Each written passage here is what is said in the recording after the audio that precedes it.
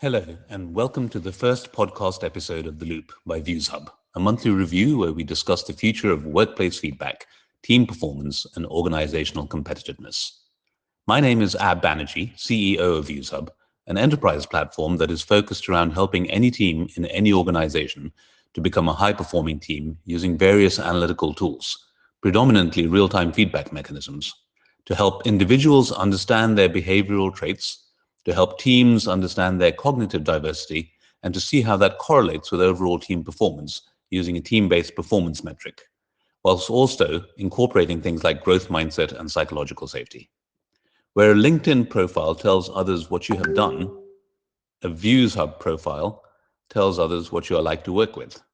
On today's podcast, we sit down with Narayan Pant, a professor of management practice at INSEAD, the world's leading international business school. We discuss his expertise in leadership development, where his insight aims to enable leaders to effect change through changing themselves. Of particular interest is part one of Narayan's modified cognitive behavioral approach to change, self-awareness. We discuss this and what it means and the ways in which it might materialize. We share our thoughts and experiences as to the importance of workplace feedback, how it works, how it helps, and how it can be employed most effectively. We discuss cognitive diversity, the importance of psychology in shaping behavior, and the significance of setting credible development goals. We consider how transferable some of these behaviors and thoughts are across all levels of an organization, and home in on how requirements to change oneself can vary by context. Permeating through the conversation is the idea of making individuals, teams, and organizations more effective at what they do. But first, an introduction to Narayan himself. I hope you enjoy. So my name's Narayan Pant. I'm a professor of strategy and leadership development at INSEAD, the Global Business School. I suppose, like you, I'm an engineer by training. I just had this interest that I cultivated on the side about psychology and the way in which that impacted significant decisions that engineers made. And engineers thought they were making on purely rational grounds. So that stayed in the background. I did an MBA also on something very analytical on development studies, trying to understand how developing economies could grow, but then switched to a PhD in a subject called management, which is, part psychology, part sociology, and so on. And when I finished, I took a job in neither of those fields and went into something called strategy because that's where the jobs were. And so very quickly I started deploying MBA level economics and so on in the classroom, and some of the research that I did and so on became, what's the right word? Not disillusioned, but became curious about what lay outside academics, and so joined a consulting firm. Which doesn't exist anymore. It was called the Monitor Group. Got a good sense, got a good sense of what it meant to be a consultant, how consultants were curious about clients, how they tried to understand why they were talking to a consultant, and which was fundamentally psychological in nature, that entire inquiry. So what were the concerns of the client and so on was fundamentally psychological in nature. So I left that because, frankly, it was very hard work. So I decided I wanted to plump for a slightly a calmer life, and so I joined INSEAD, which tells you how clever I was, because I got nothing but a very hectic life. So in the initial part of my career at INSEAD, I focused on teaching strategy. Both for the MBA programs and executives. But I increasingly encountered a class of executives for whom it became obvious to me they were completely cognizant of anything that I had to say. So as I probed, I said, scenario thinking, they said, yep, we've got that. And then it occurred to me to ask the question, well, are you doing it? And the answer to that was no. And then I started looking, and I found an increasing number of people who, there were so many things that they should be focusing on. Some were behavioral things, like they should be delegating more and thinking strategically and all the rest of that. They just weren't doing it. So for the last, I'm going to say 10 to 15 years, that's been my focus at, both in my private consulting work as well as in my work at INSEAD. My focus is on what is it that prevents people from doing the very things that they know they should be doing, but they just aren't doing it. Hmm. Very interesting. Hmm. Now, we've heard you speak often on the importance of self-awareness in a Mhm. leadership context. And for our audience who perhaps haven't heard the depth of your experience and arguments, could you explain briefly your four-step method of effecting change in the leadership effectiveness program you run at INSEAD? I think it's called LEAP. Right. And using your, I think you call it the modified cognitive behavioral approach. Mhm. And why self-awareness, especially understanding the perceptions of others of you, forms such an integral part of it. Mm. So let me start by saying, on average, people don't change, right? We are who we are.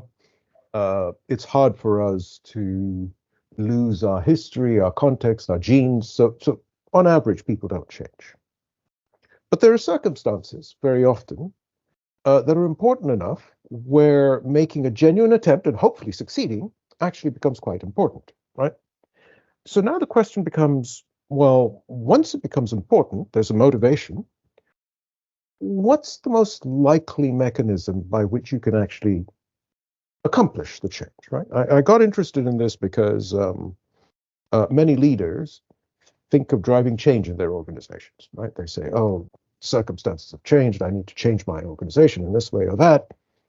And the last thing they think about is, so what are they going to do differently in order to drive that change? Mm-hmm. So when I started thinking about it, the reason why they don't pay much attention to this is because they think it. They sit there and go, so let me read the book. And they say, yeah, so I should build some, quick wins into the process. I should inspire people. I should do this. And they've thought it all through, but they're the same person that even before they started doing the thinking. So I was trying to identify a simple process by which anybody could understand what was required and be able to follow through by either reading or listening or something like that, because it was absolutely straightforward. Now, cognitive behavior therapy focuses on the interaction between our thoughts, our emotions, and our actions, right? In the old days, it was thought that there was a linear relationship between these, but now we know there isn't, right? Sometimes we act and then make up a thought to justify why we're acting a certain way, and maybe it was a feeling that actually pushed the I think behavior. there's a whole book written on that particular topic about free will, right? You act, and your the physiology has already played out, and you're then realizing that your physiology has played out. I You're think not you're actually thinking about changing. referring to Robert Sapolsky's book called Behave. That's right. That's Yeah, yeah. Um, However, he does make the point that people don't change, but sometimes circumstances can be such that they drive different behavior. And that's what I'm focused on, right? So circumstances change. There's something I want a lot. I want to become the CEO of my organization. People are telling me that I'm behaving like a not particularly nice person, and they're never going to move me into the CEO position. So I do want to change some aspects of my behavior. And believe me, Ab, I once worked with a very large group of partners in a fairly famous law firm. And the goal of the intervention was very simple. It was, can we get these senior partners who are in their late 50s, some in their early 60s, to say good morning to their associates when they come in the door in the morning? That's it. Can we just get them to, and look them in the eye, right? They paid a lot of money to try and get that outcome, right? So these behavior changes are necessary because otherwise associates were leaving them in large numbers. They were losing their standing as a very respectable firm. And so they felt compelled. But this notion of becoming different people was frightening. And so we landed on a very simple behavior that they could change. And sure enough, they could change it, right? So now, how can we use this interaction between thoughts, feelings, and behaviors to actually drive this process of change? Well, the first thing is know what's going on in your head. Right? So I always say there's two aspects of self-awareness. One, how are you coming across to other people? And that's not that difficult to do. Administer a 360-degree feedback, and people will tell you, well, you're coming across like this, that, and the other. The second part of it is actually absorbing what that 360-degree feedback says, right? And that's where the thoughts in your head come in, because somebody can give me feedback, and I might not want to take that on board. So these two, the ability to get information about the way in which people perceive you, and the ability to turn the receiver inward, so to speak, and pay attention to the thoughts in your head and the feelings simultaneously. This is the first step of any change process. Mm-hmm. The notion of getting a perspective of what others think about you is, and I suspect, is probably more complex than most people realize, because everyone has a different perspective on you, right? I think Jeff Bezos is famously attributed with the quote, "Your brand is what people say about you when you leave the room." Right. But what people say about you when you leave the room is actually not a single thing. It's a bell curve of different things. Correct. And you might present a particular set of behaviors to your bosses compared to your direct reports, compared to your peers, compared to your clients. So we're multifaceted individuals. Correct. And sometimes we present ourselves deliberately, right? That gap between what we think we are and how we present ourselves is a deliberate gap. Yes. Because we want to show that we're much more assertive in public, whereas actually back at home we're timid and we do what our partners tell us to do and wash the dishes and all the rest of it. So that understanding the gap between how you're perceived on average by other people and where you perceive yourself is one thing.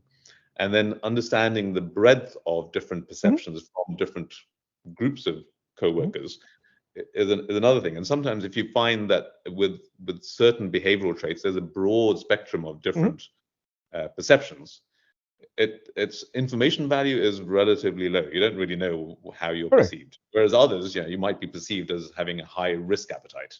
Right. From everyone you work with, like, this guy's just a high risk appetite, or extremely driven, or extremely ambitious, or not, as the case may be.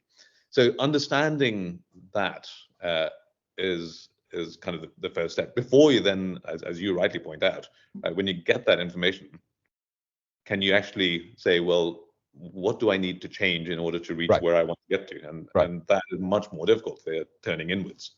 Right. So are there any, and part of the challenge, of course, is which traits should you be pursuing as an effective leader? Because it's very context specific, right? So if an effective leader at Morgan Stanley will be quite different to an effective leader at Goldman Sachs, because the cultures of the organizations are very different. Even though they're selling the same product to the same customer base, their cultural differences are so different, so great, that what makes a top performer in a Goldman Sachs environment is very different to a top performer in Morgan Stanley. So how do you go about helping individuals figure out which traits are going to be specific to better leadership and effective change, depending on that context?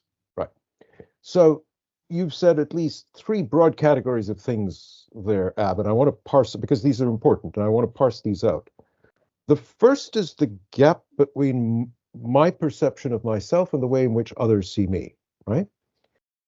There's an old saying, it's attributed to Freud, I think, but Robert Hogan, who created the Hogan instrument, holds on to it very strongly. And that is, the you that you know isn't worth knowing. Right.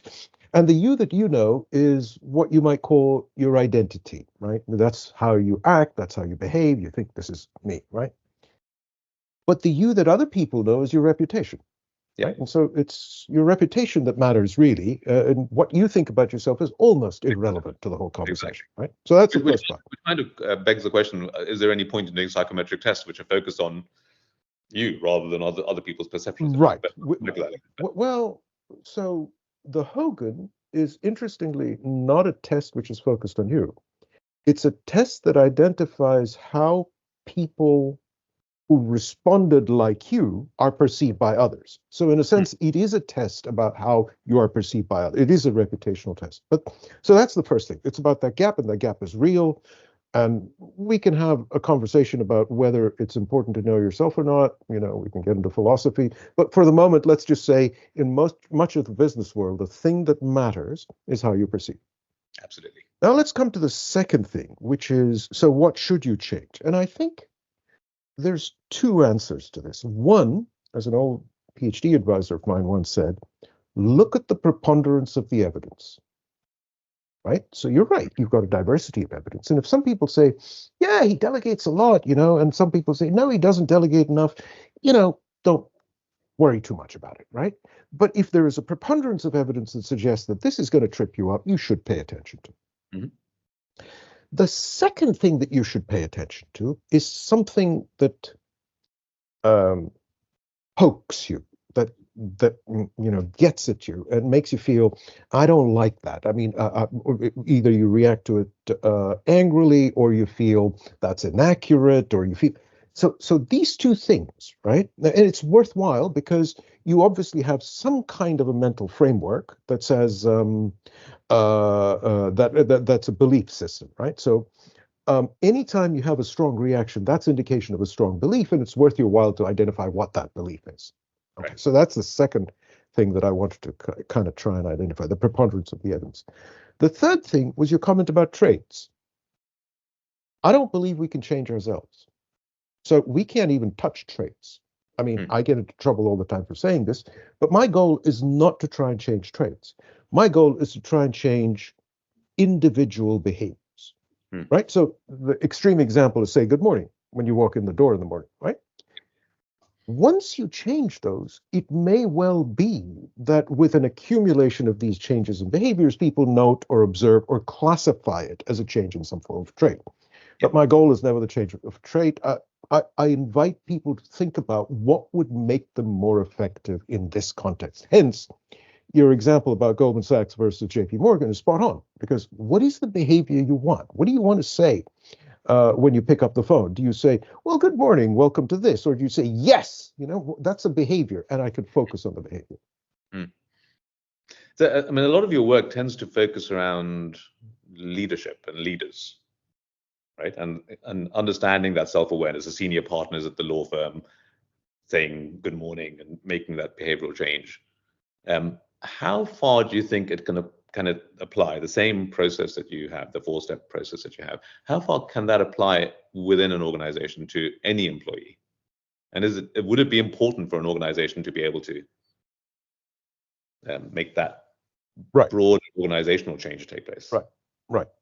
So I was going to joke and say I focus on leaders because they're the ones who pay. But to be honest, the reason why a business school and places like this we focus on the leaders is because they impact large organizations, and they can then end up having a cascading impact on a very large number of people. But psychological principles are psychological principles, right? So they apply anywhere and to everybody.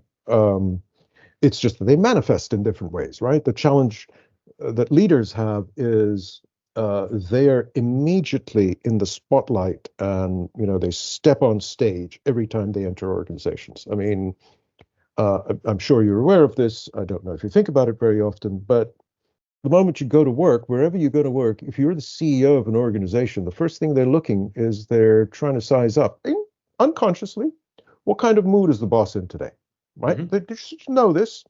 And instinctively, people will know, well, today's not the day to ask that question, or something like that, right? So that's the reason I focus on leadership. But to be honest, these can be applied anywhere and everywhere in the organization. So one of the things that I've always found very interesting is when you look at what are the behaviors that are common to the leadership of a firm, like the senior partners of a law firm, right? So you know who the senior partners are, and you know who the really successful senior partners are, because they bring in the most business, which is fundamentally what that business is about.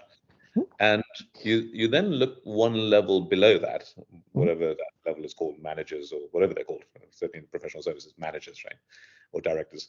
And you're looking at promoting really high quality, the top performing managers into positions of partnership. The traits that have made them super successful managers aren't necessarily the traits that are going to take them into a very successful partner position, because That's it's a correct. different. So how do you go about helping firms, if you do at all, Mhm. helping firms understand that difference in, you're a super manager, but in order to get to this level, you need to have a different set of skills, behaviors, even changing the underlying traits. Is there a mechanism through which you can, by which you can do that? So it's not just from manager to partner. It could be from CFO to CEO. It could be from somebody Right. who's running a region to somebody who sits in headquarters. Every one of these things requires, excuse me, not so much traits, but different behaviors. Mm-hmm. The hardest, so imagine a bunch of leaders at a certain level, and one of them gets promoted to sit on top. Behavior has to change. Mm-hmm. But there are all kinds of social pressures that kind of bring that, try and attempt to resist that change in behavior, right? You're still one of us, you're not one of us, I am one of you, I'm not one of you. All these sorts of things go on. Now, um, the hardest thing to do is to quieten the cacophony of the mind as all these competing thoughts come in, right? So in my process, the first, which is just building awareness, the second is intentionality. And what does that mean? I intend to show a certain kind of behavior. I intend to want this because I believe it's important. And usually credible intentions are intentions which I then go and commit to somebody. That very often the best leaders, if they want to change behavior, will go to their teams and say, okay, I'm working on this. This is really important for us. This is going to help us get better. So if you see me doing this, call me out. Right? That's a credible commitment. That's a credible commitment to behavior differently, right? But the Well, third, can you give me an example of that? of course, in fact, I gave an example of that in my paper. There's quite a senior woman leader who was hired by financial services, who was hired by almost fuddy-duddy, order-filling kind of financial services firm, right? But she came in from very fast, highly competitive, and very, very, in one of the top financial firms in, let's call it investment banking, right? Hmm. So she came in and she was asked to change the culture of the organization. And she was told that if she succeeded at changing the culture of the organization, then the next step up, which was a C-suite position, was hers for the taking. Right? Hmm. That's why she was hired to drive this organization. Within 18 months, less than 24 months, certainly, there was quite a high amount of turnover in the people in that organization, and there was a tough conversation between the board and this woman, and she was told that she was not going to get the promotion. At that point, she had a decision to make. She could have said, forget all this, who needs the headache? I'm headed out back to what I know well.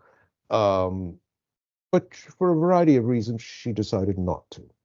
So we had conversations, and she said, I need to change the behavior I display, which is that I jump into conversations and don't let people finish because I'm so terrified of wasting time that I just want to say, I've got it now, let's do this. And I need to stop that because it just, pisses people off. So she went back um, and told her team. Hmm. She said, look, I want you to know that I really respect the stuff that you bring to me, right?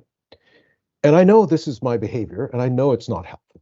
So I'm going to try, right? I'm really going to try. But if I jump in and start interrupting you, I want you to call me out. Right? Just call me out. Just do this. And it worked like a charm. Hmm. Right now, there are a bunch of things that were preconditions for this happening. One, she knew what she was doing. Two, she really wanted to change it. She'd made personal commitments to geography to organization, etc., which made it important for her to make this sort of change. And she was a genuinely good person. She just didn't want to start driving people away, right? So she was genuinely committed to this change. And so what would happen is mostly she was very good. She would listen, she would make eye contact, be present in conversations, and all the rest of that. But once in a while, driven by, hunger maybe or something, she would kind of go, yeah, I got it. And they just smile at her and go, boss, you're doing it again. That's what I mean. But that does take a particular sort of individual, right? So someone who's prepared to accept that feedback and respond to it. Perhaps it's the Carol Dweck growth mindset thing, that you can and you want to and you're able to change your behaviors based on the feedback that you get. But I don't think many people are like that. So, Ab, here's the thing. I always bring it down to, what are you solving for? Right? What's the problem you're trying to solve? And you're absolutely right. If the problem you're trying to solve is not important enough for you, you're not going to do it. You're not going to make the effort, right? And again, even if it is very important to you, it's a stochastic business as to whether you'll be able to make that change or not. However, without the motivation of your want, you're absolutely right, it's not going to happen. It's not going to happen for almost anybody. However, the most arrogant, self-absorbed, narcissistic people, if they're convincingly told that there's something they deeply desire, but they can't get unless they change one particular behavior, right? It's possible that, they too will find it feasible to change that behavior. But you got to keep it bite-sized. You got to keep it small. You got to keep it identifiable. All those sorts of things. As you were mentioning, as you were saying that, I was thinking of Elon Musk for some reason. I don't know why, but I think you made the point that it's making it a public commitment to the rest of your team is terribly important. Well, that makes any commitment credible. So think about going to the gym app, right? Maybe you go to the gym very regularly and it's not applicable to you, but imagine somebody who's trying to will themselves to go to the gym. If all they say is, I'm going to go to the gym tomorrow, that's not very credible if you haven't been to the gym in a long time.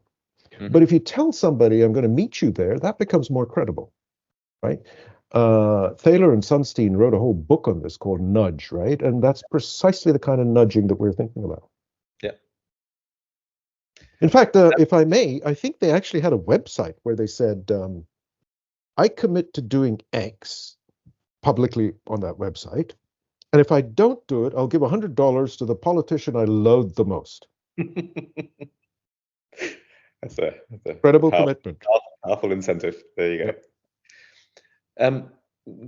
Going beyond the individual to a team of, let's say you've got a board team, and for any given, you've got the executive board, you've got the non-executive team, and they're all relatively large egos. They've got a lot of leadership experience, some of them from external organizations. So they've already set in their ways. And as you get older, you do get more set in your ways. Right. You do think I know this has worked, and so why do I need to change it? But suddenly you're faced with a situation where you've got a whole bunch of other very successful, slightly older people in the room, and you're trying to figure out how to make the team more effective as a team. And one of the things I've been following recently is measuring and seeing the correlation between cognitive diversity and team performance. So you're trying to affect change at an organizational level. You're an individual. Sure, you can do that. Individuals are important. But fundamentally, the building block of any organization is a team. Right.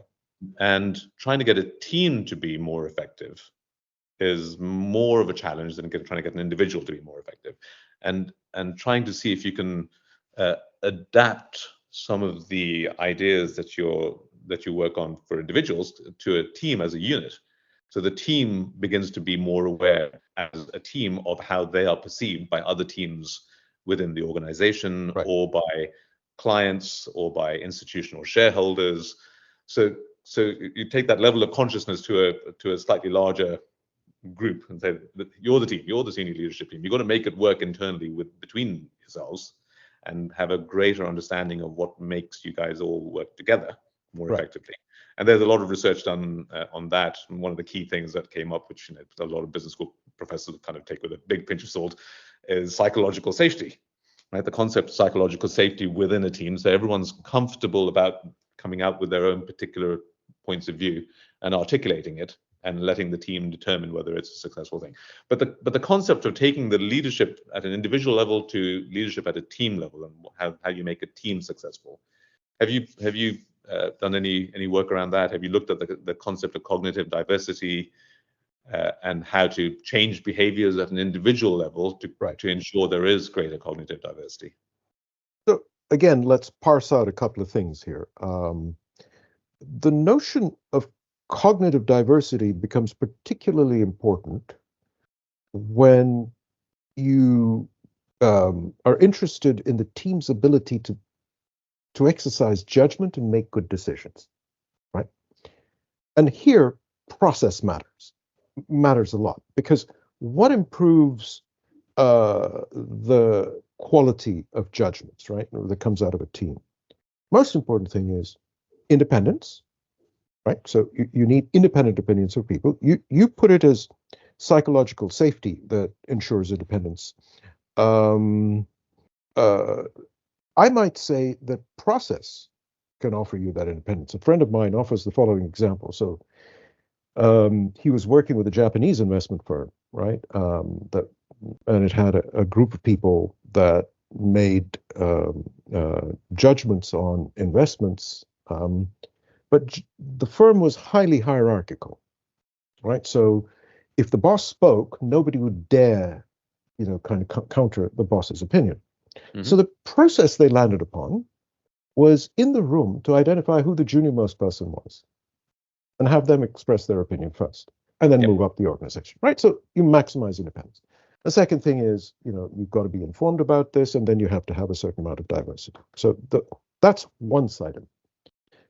I don't spend a lot of time in the judgment space because my colleagues in the decision sciences area spend a lot of time there. They talk very much on how best to design processes that maximize the value that come out of cognitively diverse teams. The place I spend my time on, though, is in the other space. How do you get intact teams to work productively together, not just in judgment and decision making, but just in sitting together around a table without letting their egos constantly jostle one another, without constantly feeling offended by something somebody says and taking positions as to, they're that camp and I'm this camp and all this sort of stuff. And there's a process for that too.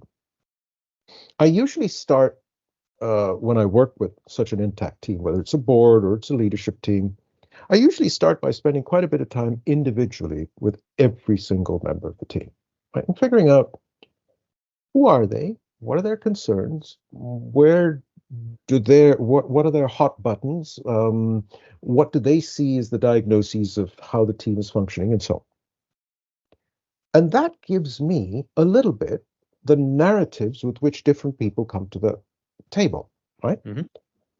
And then I actually attend the team meetings. And knowing that my role then is to point out when these narratives are not being particularly helpful, right?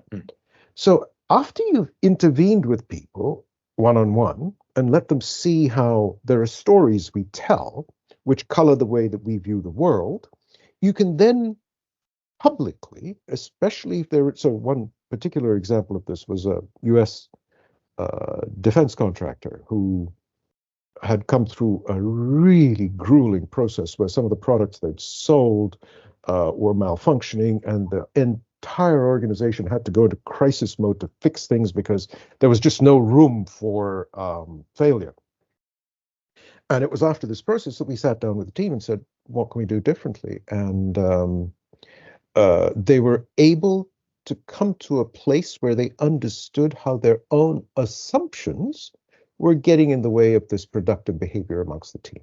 And so once you get into the habit of observing yourself and the thoughts in your head, once you get into the habit of reducing the effects of those thoughts in yourself, you reduce the number of occasions, you don't eliminate them, you reduce the number of occasions on which you are provoked by something somebody says and therefore respond in a dysfunctional way. Mm-hmm. I realize that's a long answer, but it's kind of building up using the same building blocks, the building blocks of psychology, to a different context, to observe the way in which they manifest in the context of team behavior, right? And you can use the same analytical devices given to individuals to observe their behavior in the team context. I was talking to a CEO of a company that was owned by a private equity firm. They took it public, and they had an external firm come and assess the board. Right. Have an external observer, have the individual one-to-ones that you just spoke about, and then be there at team meetings and give them feedback. And he came back and he said this external intervention was really powerful because it really helped each of them understand what it was that they were doing right, doing wrong, the narratives that you talked about, how to adjust them, adjust for them. And he said that a week or two after the intervention, they kind of went, okay, so what was that external chap talking about again? I remember he said something interesting. A month later, most of them had forgotten. 3 months later, the board composition had changed. 2 people had left, 3 new people had joined. There was a completely different dynamic. Right. So trying to, and he said, it was such a useful experience. Right. But to keep it going, because people just return to type, return to form. It's very different. It's just it's that elastic thing. It just snaps back into your normal behaviors. To keep that mechanism of change going without constantly having an external individual there permanently, which is just it's not a feasible proposition. Certainly at a board level, but imagine trying to do that at every team level throughout the organization. It's not scalable at all. He thought it was a real challenge. Can you? Which is why the last letter in the name of my program, LEAP, is P for practice. Right? What are we doing here, Ab? We're actually changing behaviors that have formed grooves in our head, right? The same behaviors over and over again, they form these grooves. So now you want to substitute those habits with other habits. And that's not going to happen with a one-shot intervention. So usually when people come to me and say, can you do this one-shot intervention? I'm going to say, well, yes, I could do the diagnosis, we can do the intervention, but what are you going to do as a follow-on? Right? Now, if indeed you do the practice, it's not that you stay there forever. And you're right, the kind of intervention that and the kind of cost, not just financial cost, but just the cost in terms of people's attention, bandwidth, all that sort of thing. You would only incur it if it was important enough to you. And you would only incur it where the consequences were so large that it was worth incurring, right? But if you didn't have a plan for how you were going to transform this into practice, and it doesn't have to be having a person sit in there. It might just be somebody dropping in every 3 months into a meeting to say, so now how is this progressing, right? And then just correcting for things that seem to have gone off kilter and so on and so forth. But you have to have a follow-on plan because that's the practice part of the whole process. Without practice, nothing works.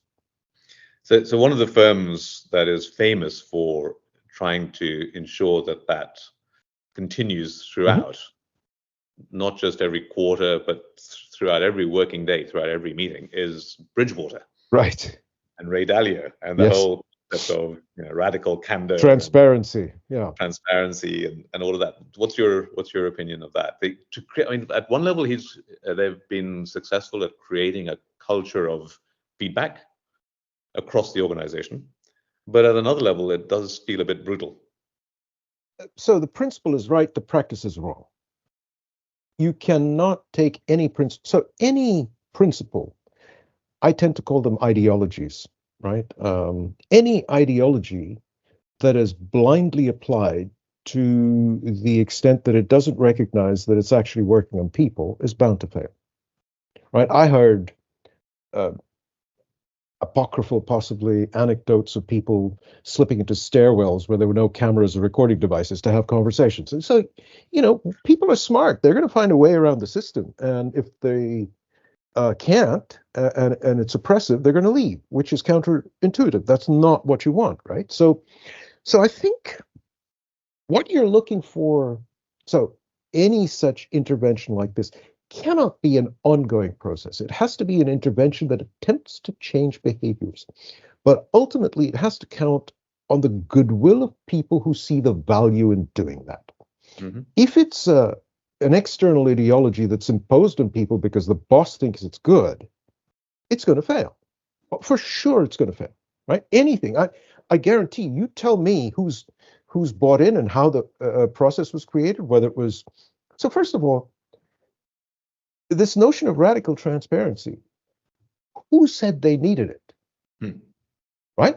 I mean, whose problem is this trying to fix? If it isn't fixing the problem of the people doing the job, it's going to fail. Have you tried your methodology on campus with the INSEAD leadership team? So I'll tell you what, not with the leadership team, but with several members of the faculty, with PhD students, with people like this. I've done something. So I used to have a practice on helping people build resilience. I read about that. Yeah, I particularly did a lot of that during the pandemic. I ran sessions for the alumni, several sessions. And the idea is simple. It's the third element of the four-part change process, which is overcoming interference. We get less resilient when we're not able to manage the thoughts in our heads. So I bring, cognitive behavioral techniques, particularly those from third-gen cognitive behavior therapy called ACT, acceptance and commitment therapy, and help people with it. And that's just take some time to pay attention to the thoughts that are causing you distress, that reduce your resilience. And then I show them some techniques to deal with the thoughts and reduce their impact on them. So that sort of work I've done across the organization. Nobody's told me that they need me to intervene in the leadership of the organization. So if they ask me to do it, I'd be happy to, but I'm not holding my breath. Not that they're bad people, you understand, but it's hard to. So first, for example, I would never allow a friend of mine to be in one of my programs. I just wouldn't, because it's very uncomfortable to start becoming transparent with yourself in the presence of someone who's a friend, right? I just wouldn't allow it. So the leadership team of the school are my colleagues, right? Yeah. And I've known them for years. It's very hard for me. So I would suggest to them, if they wanted to do something like this, get somebody from outside whom they don't know. Right. That's what I would recommend. Fascinating. So it's kind of the inverse of psychological safety. You actually want someone who doesn't know you. Which conversely actually offers psychological safety. Right. Yeah. Right. So yeah. Narayan, I'm conscious I've taken up a lot of your time, so I'm going to kind of wrap up now. But I really appreciate the conversation. I found it utterly fascinating, and I think the work you're doing is just really interesting. And I think that the bringing in the whole cognitive behavioral therapy aspect into it is just really powerful. And then there's little changes in your behaviors based on the public commitments. I think it's just a very powerful way of doing it. So really appreciate your time. Thank you very much. Thank you very much. I enjoyed this conversation. Thank you for having me.